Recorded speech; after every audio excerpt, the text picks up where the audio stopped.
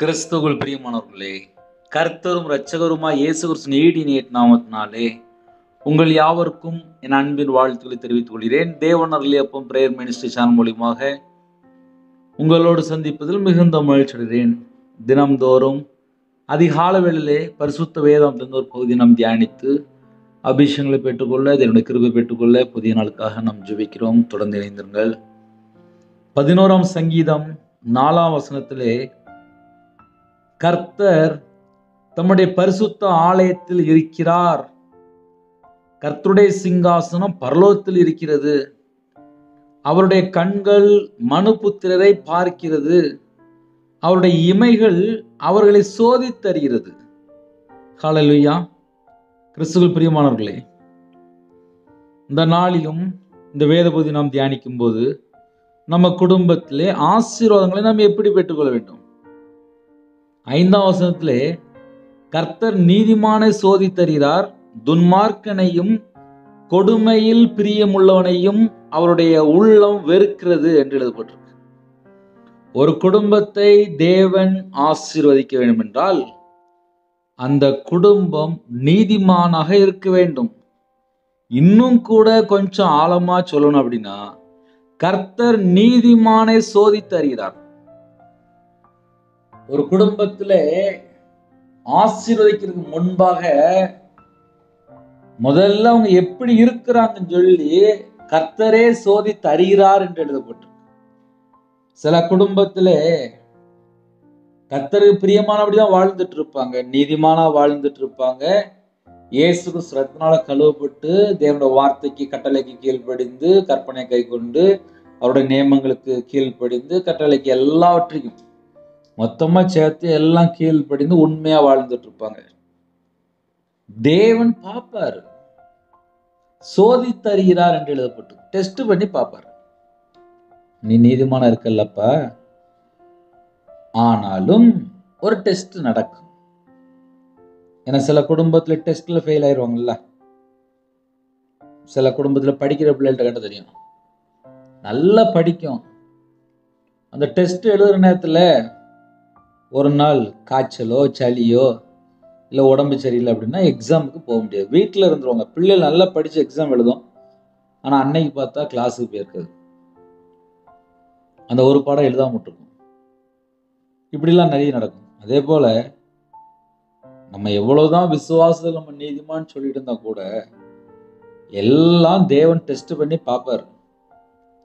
கவர்மெண்ட்ல நமக்கு ஏதாவது ஒரு காரியம் ஃப்ரீயா தராங்க, அது கொடுக்கறதுக்கு முன்பாக நம்மளுடைய அந்த கவர்மெண்ட் ரூல்ஸ்குள்ள நம்ம எல்லாமே இருக்கிறோமா அப்படின்னு சொல்லி முதல்ல டெஸ்ட் பண்ணி பார்ப்பாங்க. அது எல்லாம் கரெக்டா இருந்தால் தான் கவர்மெண்ட்ல நமக்கு ஒரு காரியம் கிடைக்கும். நம்ம குடும்பத்துக்கு ஒரு ஆசீர்வாதம் வரணும் அப்படின்னா அதுக்கு முன்பாக கர்த்தர் நீதிமானை சோதித்தறிகிறார். ஒரு குடும்பத்துல எனக்கு ஒரு ஜெப குறிப்பு வந்துச்சு. அந்த ஜெப குறிப்பு ஒரு வருஷத்துல 2 வருஷத்துக்குள்ள இருக்கும். என்ன ஜெப குறிப்பு அப்படின்னா, கணவன் மனைவி பிரிஞ்சிருக்கிறாங்களாம். எத்தனை வருஷம் சொல்லி கேட்டேன். அது கிட்டத்தட்ட ரொம்ப வருஷமா அப்படின்னாங்க. சரி, ஏன் போய் பேசல அப்படின்னு. இல்லை, நான் சர்ச்சில் நான் ஞானசனம் எடுத்தேன், நான் ஞாயிற்றுக்கிழமை சர்ச்சுக்கு போயிருந்தேன், நான் சர்ச்சுக்கு உண்மையா இருக்கேன் அப்படின்னாரு. நான் என்ன கேள்வி கேட்டேன், உங்க வீட்டம்மாட்ட போய் பேசுனீங்களா அப்படின்னு சொல்லி கேட்டேன். அவர் என்னதம்மா சொன்னாரு, நான் கிறிஸ்டியனா மாறிட்டோம்ல, நான் ஞானசனம் எடுத்தோம்ல, நான் ஞாயிற்றுக்கிழமை சர்ச்சுக்கு போறோம்ல, நான் தேவனுக்கு உண்மையா இருக்கோம்ல, என் மனைவி வந்து சேர்ந்துருவாள்ல, இன்னும் சேரல ஏன் அப்படின்னு சொல்லி எனக்கு கேட்குறாரு. நான் கேட்டேன், நீங்க போய் இறங்கி போய் பேச வேண்டியதானே? பேசினா வரப்போறாங்க. உங்க வாழ்க்கையில் என்ன மிஸ்டேக் இருக்கு? 2 பேரும் ஒருவருக்கொருவர் பேசும்போது தேவன் தான் பார்ப்பாரு. நீங்க ஏன் போய் பேசல அப்படின்னு கேட்டேன். இல்லை, நான் போல அப்படின்னு. ஆக மொத்தம் என்கிட்ட தான் பேசிட்டு இருந்தாரு தவிர மனைவிட்ட போய் பேசுறதுக்கு அவருக்கு முடிய மாட்டேங்குது. அவர் என்ன சொன்னார் அப்படின்னா, நான் 11 வருஷமாச்சு நான் கிறிஸ்டியனா மாதிரி என் மனைவின்னு என் வீட்டுக்கு வரல அப்படின்னு சொல்லி என்கிட்ட ஒரு கேள்வி கேட்டார். அதுக்கு தான் நான் இவ்வளவு கேட்டேன். நான் உடனே கேட்டேன், மன்னிக்கணும்னு சொல்லி போட்டிருக்கு. ஒருவருக்கொருவர் அது எந்த காரியமா தான் சரி, மன்னிச்சாச்சு அப்படின்னா பிரச்சனை முடிஞ்சிட்டு. ஏதோ ஒரு காரியத்துல கசப்போ, வெறுப்போ, பகையோ, சண்டையோ ஏதோ ஒண்ணு வந்திருக்கும். ஆனால் ஒரு மனுஷன் கிறிஸ்டியனா கன்வெர்ட் ஆகி சர்ச்சுக்கு போறது ஓகே டன். ஆனால் வீட்டுக்குள்ள உள்ள எல்லா காரியமுமே கரெக்டா இருக்கா? இன்னைக்கு மன்னிக்கிற சுபாவம் நிறைய வீட்டுக்குள்ள இல்ல.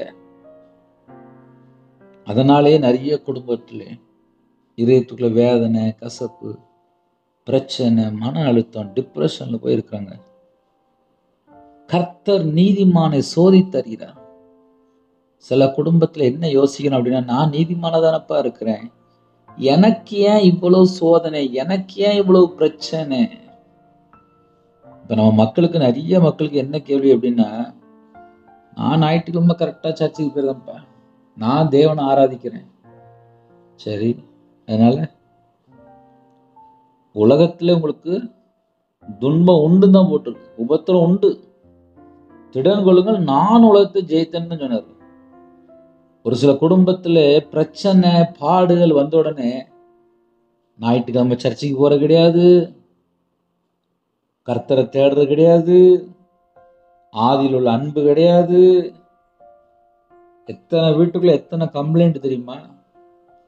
ஞாயிற்றுக்கிழமை சர்ச்சுக்கு போகும்போது கையில செல்போன் கொண்டு போறாங்க, பைபிள் கொண்டு போறது இல்ல. நான் ஒரு சர்ச்சில் போய் உட்காந்துருந்தேன். அந்த சர்ச்சில் நிறைய பாஸ்டர்ஸ் வந்திருந்தாங்க. பாஸ்டர்லாம் வரணும்னு நானும் பார்த்துட்டு இருந்தேன், ஆசையா பார்த்துட்டு இருந்தேன். பாஸ்டர் உள்ள வராங்க, கையில செல்போன் மட்டும்தான் கொண்டு வராங்க, கையில பைபிளே இல்லை. எனக்கு ரொம்ப துக்கமா இருந்துச்சு, எனக்கு ரொம்ப துக்கமா இருந்துச்சு. கையில செல்போன் தான் இருக்கு. நிறைய குடும்பத்துல சர்ச்சைக்கு போகும்போது செல்போன் மட்டும்தான் கொண்டு போறாங்க. காலம் அப்படி போயிட்டு இருக்கு. யாரெல்லாம் அதிகாலை வேலை தேடுறீங்களோ, ஆலயத்துக்கு புறப்பட்டு போகும்போது கையில பைபிள் கொண்டு போங்க. கர்த்தர் நீதிமானை சோதித்தறிகிறார் என்று எழுதப்பட்டிருக்கு. எவ்வளவு பெரிய நீதிமானா இருந்தாலும் அவருக்கு முன்பாக ஒண்ணுமே இல்லை, களிமண் என்கிறார். இன்னைக்கு நிறைய குடும்பத்துல என்ன பிரச்சனை? இறங்கி போக மாட்டாங்க, தாழ்த்த மாட்டாங்க, அர்ப்பணிக்க மாட்டாங்க, எனக்கு எல்லாம் தெரியும் அப்படின்றாங்க. ஆனால் அவங்க உண்மையா வாழ்ந்துட்டு இருப்பாங்க, தேவனுக்கு பிரியமானபடிதான் நீதிமானதா வாழ்ந்துட்டு இருப்பாங்க. ஆனால் எனக்கு ஏன் இவ்வளவு பிரச்சனை அப்படிம்பாங்க. நீதிமான சோதித்தறிகிறார், டெஸ்ட் பண்ணி பார்ப்பாரு. லேப்ல கொடுத்து டெஸ்ட் பண்ணி பார்த்த மாதிரி பார்ப்பாரு, எப்படி இருக்கிறாங்க எல்லாம் செக் பண்ணி பார்ப்பாரு. அதுக்கப்புறம் தான் பரிபூர்ணமான ஆசீர்வாதம். யோபனுடைய வாழ்க்கையிலே உபத்திரம் வந்துச்சு, கண்ணீர் வடிச்சாரு, பிள்ளையெல்லாம் செத்து போச்சு, எல்லாம் போயிட்டு. ஆனா ரெட்டிப்பான ஒரு நன்மை கிடைச்சது, ரெட்டிப்பான ஆசீர்வாதம் கிடைச்சது. ஆனா அதுக்கு முன்னாடி அவர் எவ்வளவு கஷ்டப்பட்டான்னு சொல்லி கேட்டா அவரு தான் தெரியும். அதே போல யாரெல்லாம் இணைந்திருக்கிறீங்களோ, உங்க வாழ்க்கையில என்னென்ன பிரச்சனை இருக்காது தேவனுக்கு தெரியும். பரலோகத்துல தேவனுக்கு எல்லாம் தெரியும். நீதிமான சோதித்தறிகிறார், டெஸ்ட் பண்ணி பார்ப்பார். அதுக்கப்புறம் அடுத்த பாயிண்ட் போட்டிருக்கு, துன்மார்க்கனையும் கொடுமையில் பிரியமுள்ளவனையும். துன்மார்க்கன் கர்த்தரை தேடான் என்று எழுதப்பட்டிருக்கு. துன்மார்க்கன் நரகத்திலே தள்ளப்படுவான் என்று எழுதப்பட்டிருக்கு. துன்மார்க்கன் யாருன்னு சொல்லி பார்க்கும்போது கர்த்தருடைய வார்த்தையை விட்டு விலகிறவன் தான் துன்மார்க்கன். துன்மார்க்கனையும் கொடுமையில் பிரியமுள்ளவனையும் அவருடைய உள்ளம் வெறுக்கிறது. அவருடைய உள்ளம் வெறுக்கும் போதுதான் ஆசீர்வாதம் இருக்காது, வீட்டுல சமாதானம் இருக்காது. ஒரு சில குடும்பத்துல ஏண்டா வாழ்றோம் அப்படிங்கிற அளவுக்கு பிரச்சனை ஓடிட்டு இருக்கும். அதெல்லாம் என்ன அப்படின்னா, அந்த வீட்டுக்குள்ள கர்த்தருடைய வார்த்தைக்கு கீழ்ப்படியாமல் துணிகரமா வாழ்ந்துட்டு இருப்பாங்க. துணிகரம் அப்படின்னா என்ன அர்த்தம் அப்படின்னா, ஞாயிற்றுக்கிழமை சர்ச்சுக்கு போக மாட்டாங்க. ஒருவேளை சப்போஸ் சர்ச்சுக்கு போனா நிறைய காரியம் சொல்லலாம், அதெல்லாம் போனா நிறைய சப்ஜெக்ட் போயிட்டு இருக்கும். சர்ச்சைக்கு போகும்போது நம்ம எப்படி போறோம், தேவனுக்கு பிரியமானபடி போறோமா, கையில பைபிள்லாம் கொண்டு போறோமா, அது நம்ம தான் லைட்டா செக் பண்ணி பார்க்கணும். ஏன்னா கால வேளையில வேற வேற தேசத்துல வேற வேற சூழ்நிலையில இணைந்திருப்பாங்க. யூடியூப் மூலியமா செய்தி வருது அப்படின்னா வேற வேற தேசத்துல போயிட்டு இருக்கு. சில நாட்டில் வந்து அவங்க அங்கேயே இருப்பாங்க, புதுசா இயேசு சொந்த ரட்சகரா ஏற்றுக்கொண்டிருப்பாங்க. அப்படி பல சூழல்ல ஆன்லைன் மூலியமா இணைந்திருக்கிறீங்க. அதனால உங்க கையில பைபிள் இருக்கா, நீங்க சர்ச்சுக்கு போகும்போது கொண்டு போங்க. ஞாயிற்றுக்கிழமை முதல்ல சர்ச்சுக்கு போங்க. அது ரொம்ப முக்கியமான காரியம். நாங்க யூடியூப்லயே நாங்க 31 நாள் ஜெபம் கேட்கிறோம், நாங்க காலையிலும் செய்தி கேட்கிறோம், ராத்திரியும் செய்தி கேட்கிறோம்னு சொல்லிட்டு வீட்டிலே இருந்துடக்கூடாது.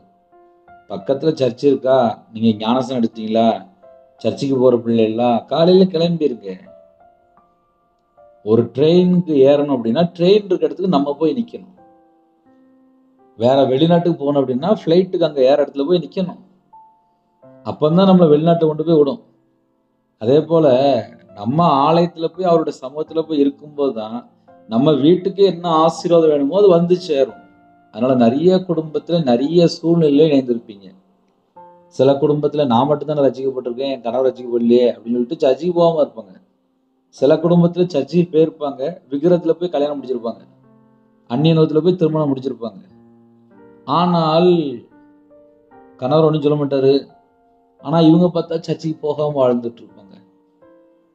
கர்த்தரை சொந்த ரட்சகரா ஏற்றுக்கொண்ட பிள்ளைகள் தான் அவங்களோட வாழ்க்கையில ஒரு உபத்திரம் வந்துச்சு, ஒரு பாடு வந்துச்சு.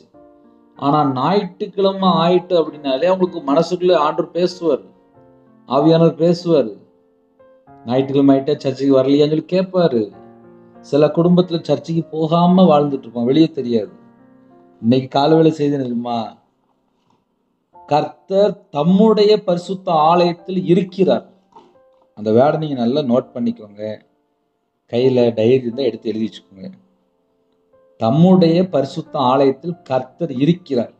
அவர் இருக்கிற இடத்துல போய் பார்க்கும்போது, அவருக்கு மகிமை செலுத்தும் போது, அவருடைய பாதப்படியில போய் உட்கார்ந்து இருக்கும் போது, பயபக்தியோடு உட்கார்ந்து இருக்கும் போது நம்ம குடும்பத்தை ஆசீர்வதிப்பாரா, ஆசீர்வதிக்க மாட்டாரா? நீங்களே சொல்லுங்க. ஏன்னா சில குடும்பத்துல ஞாயிற்றுக்கிழமை சர்ச்சுக்கு போக மாட்டேங்காங்க. ஒண்ணு அம்மா மட்டும் போறாங்க, இல்லைன்னா கணவர் மட்டும் போறாங்க. சில குடும்பத்துல பிள்ளைகள் மட்டும் போகுது.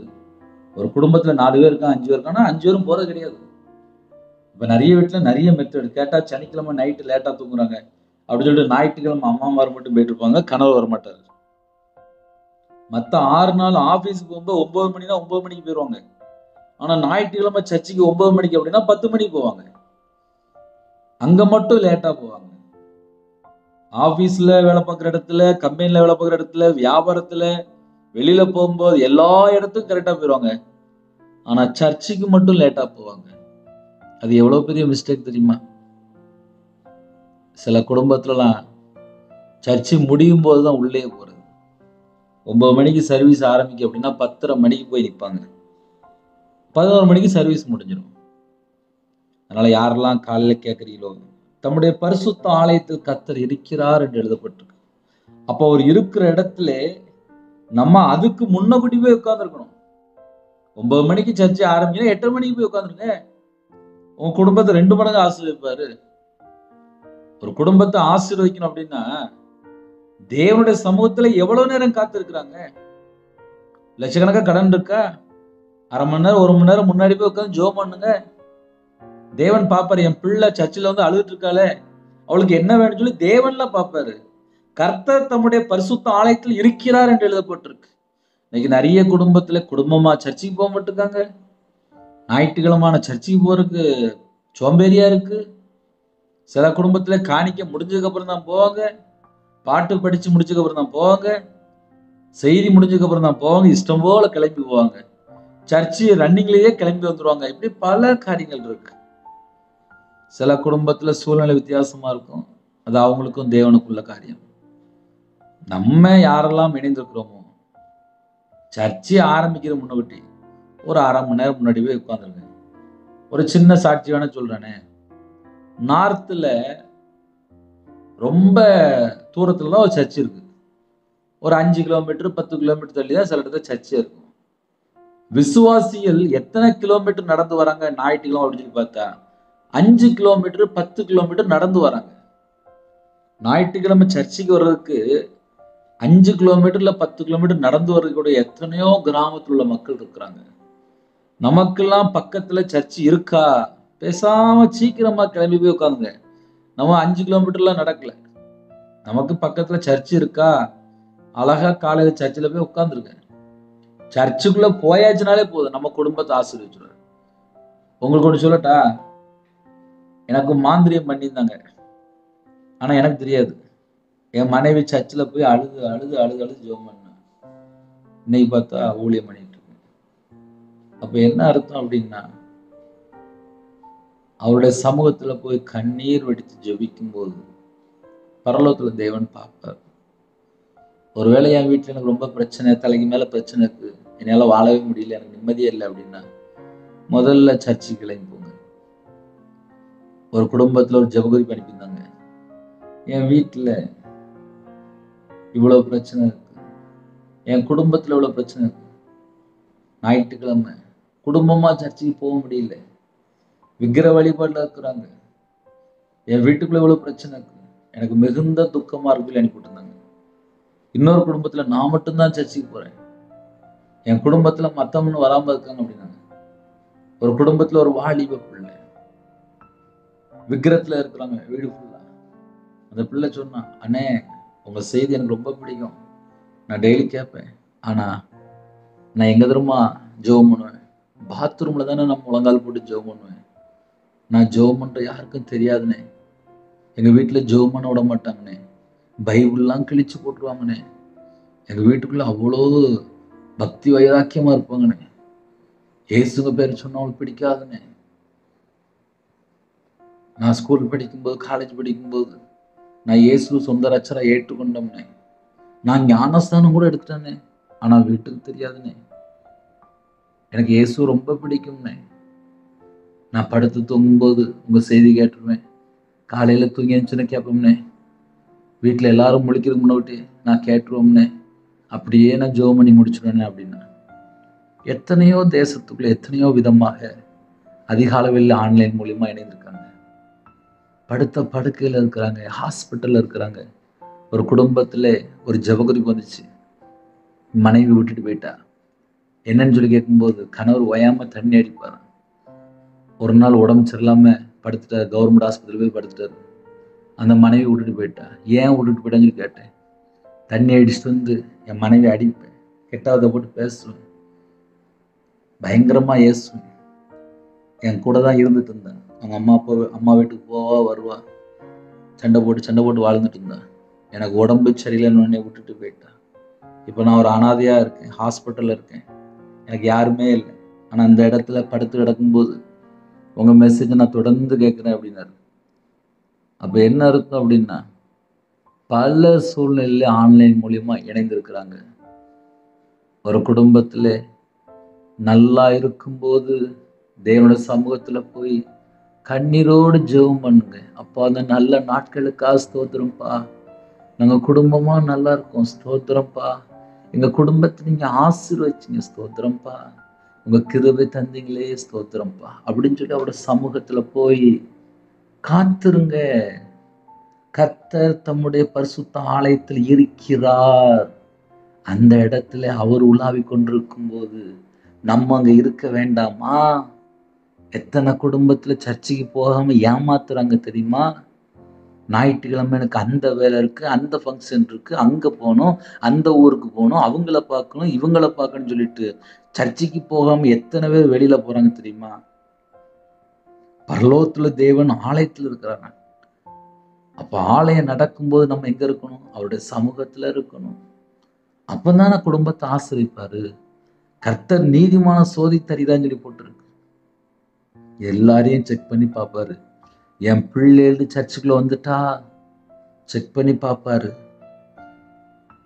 கர்த்தருடைய சிங்காசனம் பரலோகத்தில் இருக்கிறது, அவருடைய கண்கள் மனு புத்திரதை பார்க்கிறது. அங்க இருந்து பார்த்துட்டு இருக்கிறாரு. நான் எங்க இருந்து பேசுறேன், நீங்க எங்க இருந்து கேட்கறீங்க, எந்த நாட்டுல யாரெல்லாம் கேட்கறீங்க, என்ன சூழ்நிலை கேட்கறீங்க, என்ன சூழ்நிலை கண்ணீரோடு ஜெபிக்கிறீங்க, எல்லாம் தேவனுக்கு தெரியும். எல்லாம் தேவனுக்கு தெரியும். காலை வேளையிலே சில குடும்பத்துலலாம் நிம்மதியே இல்லை. காலை வேளை இணைந்திருக்கீங்க, நிம்மதி இல்லை. ஒரு பக்கம் பார்த்தா கடன் பிரச்சனை, ஒரு பக்கம் பார்த்தா பிள்ளைகள் பிரச்சனை, ஒரு பக்கம் பார்த்தா குடும்ப தலைவர் பிரச்சனை, சரீரத்துல வேற பிரச்சனை, தாங்க முடியல, நிம்மதி இல்லாத ஒரு வாழ்க்கை. நீங்க அவருடைய சமூகத்துல போய் கண்ணீர் வடிக்கும் போது உங்கள் குடும்பத்தை ஆசீர்வதிக்க மாட்டாரா? சொல்லுங்களேன் பார்ப்போம். நீங்களே சொல்லுங்க. அதனால் யாரெல்லாம் காலையில் இணைந்திருக்கிறீங்களோ அவருடைய சமூகத்தில் நம்ம போகும்போதே வேதம் தெளிவாக எழுதப்பட்டிருக்கு. அவருடைய கண்கள் மனுபுத்திரரை பார்க்கிற. எந்த நாட்டுக்குள்ளே எந்த இடத்துல நீங்கள் சர்ச்சுக்குள்ளே புறப்பட்டு போனாலும் சரி, ஒருவேளை சர்ச்சுக்குள்ளே போக முடியல, நான் கட்டப்பட்ட நிலைமையில இருக்கேன், நான் படுத்த படுக்கையில் இருக்கேன், என் குடும்பத்தில் சர்ச்சுக்கு போட மாட்டாங்க அப்படின்னு சொல்லி எந்த சூழ்நிலை நீ இருக்கிற இடத்துல முழங்கால் போட்டு ஜெபம் பண்ணாலும் சரி, தேவனுக்கு தெரியும் உங்கள் வீட்டில் என்ன பிரச்சனை, உங்கள் குடும்பத்தில் என்ன பிரச்சனை, உங்கள் சூழ்நிலை என்ன, எல்லாம் தேவனுக்கு தெரியும். அவருடைய கண்கள் மனுபுத்திரரை பார்க்கிறது. அவருடைய இமைகள் அவர்களை சோதித்தறிகிறது. எல்லாம் டெஸ்ட் பண்ணி பார்ப்பாரு. டெஸ்ட் பண்ணி முடிச்ச உடனே ஆசீர்வாதம் தான். அதனால ஆசீர்வாதத்தை பெற்றுக்கொள்ள ஆசையா இருங்க. குடும்பத்தை ஆசீர்வதிப்பார். கண்களை மூடி நாம் ஜெபம் செய்வோம். கிருபை மகிமை அந்த பரிசுத்தமுள்ள நல்ல தகப்பனே, நன்றி சொல்கிறோம்ப்பா. உங்க பாதப்படியில் வருகிறோம்ப்பா. பரிசுத்தமுள்ள ஓய்வு நாளிலே நாங்கள் எல்லாரும் ஆலயத்தில் நாட்டப்பட்டிருக்கோம்ப்பா. சில குடும்பத்தெல்லாம் படுத்த படுக்கையில் ஹாஸ்பிட்டலில் பலவீனத்தோடு ஜெபிக்கிற குடும்பம்ட்டு சர்ச்சைக்கு போக முடியாத சூழ்நிலை. கர்த்தர் பூர்ண சுகம் தாங்க, பூர்ண சுகம் தாங்க. ஞாயிற்றுக்கிழமை வண்டியில் போகிறாங்க, ஞாயிற்றுக்கிழமை வேறு வேறு இடத்துல இருக்காங்க. உங்கள் பிள்ளைகளுக்கு பாதுகாப்பு தாங்க. எல்லா குடும்பமும் சர்ச்சைக்கு போகிறவங்க கிருபை தாங்க. தேவனாரில் அப்போ மினிஸ்டர் மூலமா ஜெபிக்கிற ஒவ்வொரு குடும்பத்தை கர்த்தர் ஆசீர்வதிங்க. நிறைய குடும்பத்தில் பிறந்தநாள் கொண்டாடுறாங்க, திருமணநாள் கொண்டாடுறாங்க. கர்த்தர் கரம் தொட்டு அவங்களுடைய வம்சத்தை ஆசிரியங்களுடைய தலைமுறை ஆசிரியங்க. பிறந்தநாள் கொண்டாடிய குடும்பத்தை உங்களுடைய கரத்தில் அவங்க சிரசு மேல ஆசீர்வதிங்க. இந்த வருஷம் ஃபுல்லாக அவங்களுடைய எல்லா காரியத்தையும் கற்றுக் கொடுத்து பலப்படுத்தி ஆசீர்வதிங்க. நன்மை கிருபை உங்கள் பிள்ளைகளை தொடரட்டும். கற்பத்துமையாக ஜெபிக்கிறாங்கப்பா. கர்த்தர் ஆசீர்வதிச்சு கொடுக்குறேன். மாசமா இருக்க தாய்மொழி மாசத்துக்கு கிருபைக்கா நன்றி. டெலிவரி பண்ணுவாங்க, பரம வைத்தியர் கூட இருங்க. பிள்ளைகளுக்கெல்லாம் வயசு அதிகமாக போகுது, சர்ச்சில் போய் பொருத்தனை பண்ணியிருக்காங்க. கர்த்தர் நிறைவேற்றித்தாங்க. சில குடும்பத்தில் திருமணம் முடிந்ததுக்கப்புறம் நிம்மதியில்லாத வாழ்க்கை, அது எல்லாவற்றையும் மாற்றித்தாங்கப்பா. இந்த நாளைகளை ஆசீர்வதித்தாங்க. தேவனர்கள் எப்போ மினிஸ்டர் நம்முடைய கரத்தில் பண்ணிக்கிறோம். எல்லா குறைகளுக்கும் எல்லாவற்றையும் மன்னித்து ஆசீர்வதிங்க. இந்த நாளிலும் எல்லா தடையெல்லாம் நீக்கி ஆலயத்துக்குள்ள போய் குடும்பமாக அப்பா அவங்களுடைய சமூகத்தில் காத்திருந்து ஜெபிக்கணும். ஆவியோடு உண்மையோடு தொழுது கொள்ளணும். பரிசுத்தமுள்ள ஓய்வு நாளிலே அப்போ ஆவியோடு உண்மையோடு தொழுது கொள்கிறது கிருபை செய்யுங்க. யாரெல்லாம் என்ன சூழ்நிலை எல்லாம் தேவனுக்கு தெரியும். உங்களுடைய ரத்த கொட்டைகளை வேலடைத்து மூடி மறைத்து பாதுகாத்துங்க. உங்களுடைய கிருபை நிரப்புங்க. ஜெப அபிஷேகம் தங்கராஜ் இந்த நாளுக்கு அனுசரி கிருபைக்கு 1000 மடங்கு உங்களுக்கு நன்றி சொல்லிக்கிறோம். துதிக்கிறோம்ப்பா. ஜெப அபிஷேகம் தங்கராஜா வேதத்தை தியானிக்கிற அபிஷேகம் தாங்கப்பா. கொழுந்துடைய அக்னி எங்களோட உள்ளத்துல பட்டி விடட்டும். இரவு மூலமாக எல்லா தடைகளும் நீக்கி அப்பா ஜெபிக்கிற பிள்ளைகளா இருக்கணும். ஆசீர்வாதத்தை பெற்றுக்கொள்ள திறப்புல நிற்கணும். கர்த்தர் கிருபை செய்யுங்க. இந்த நாளை உங்க பிள்ளைகளுக்கு எல்லா தடையெல்லாம் விலக்கி ஆசைங்க. உங்களுடைய சமூகத்துல போய் ஜெபிக்கணும். கிருபை தாங்க. சில குடும்பத்துல விக்கிர வழிபாடுல இருக்காங்கப்பா. அந்த குடும்பம் ரட்சிக்கப்படணும்ப்பா. நான் மட்டும்தான் ரட்சிக்கப்படுங்க, குடும்பமா ரட்சிக்கப்படுதான் நான் சர்ச்சைக்கு போகணும்னு சொல்லி அடம்பிடிக்கிறாங்கப்பா. குடும்பம் ரட்சிக்கப்படணும். கர்த்தர் கிருபை செய்யுங்க. இந்த நாளை ஜெபிக்கிற எல்லா குடும்பத்தை கர்த்தர் ஆசீர்வதிங்கப்பா. எல்லா தடையெல்லாம் விலக்கி ஆசீர்வதிங்கப்பா. உங்களுடைய கரத்துல அர்ப்பணிக்கிறோம்ப்பா. யாரெல்லாம் தாழ்த்துறாங்களோ எல்லா குடும்பமும் இயேசு கிறிஸ்து நாமத்தினாலே ஆசீர்வதிக்கப்படட்டும்ப்பா. உங்க பிள்ளைகளுக்கு திருப்தியான ஆசீர்வாதம் வேணும்ப்பா. என் தேவன் மனம் இறங்கணும். ரீதாட்ட நமக்கான் தொட்டுறபல லீபா லபல ஹரதினி திசது ரிஷபலபல ஹரது ரீபா கபூர் ஷேதினி கான் தொட்டுறபல எல்லா தடையெல்லாம் நீக்கி ஆசீர்வதிங்க. உங்களுடைய பாதத்தில் அர்ப்பணித்து கெஞ்சி கேட்கிறோம். கர்த்தர் பொறுப்படுத்தலாம். உங்க நாமம் மட்டும் அவளட்டும். உங்களுடைய கரத்துல தாழ்த்தி விடுவோம். துதிகான மகிமை எல்லாம் ஒவ்வொருவருக்கே செலுத்துகிறோம். இயேசு கிறிஸ்துவின் பிதாவே ஆமென். தேவனுக்கே மகிமையாக. கர்த்தர் தாமே உங்கள் குடும்பத்தில் சகல காரியத்திலும் சம்பூர்ணமா திருப்தியாக கர்த்தர் கூட ஆசீர்வதிப்பாராக. ஆமென்.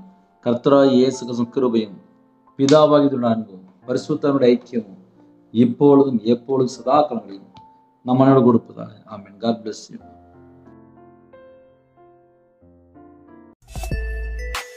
Thanks for watching. Please subscribe our channel. Click the like and share. Click the bell. God bless you.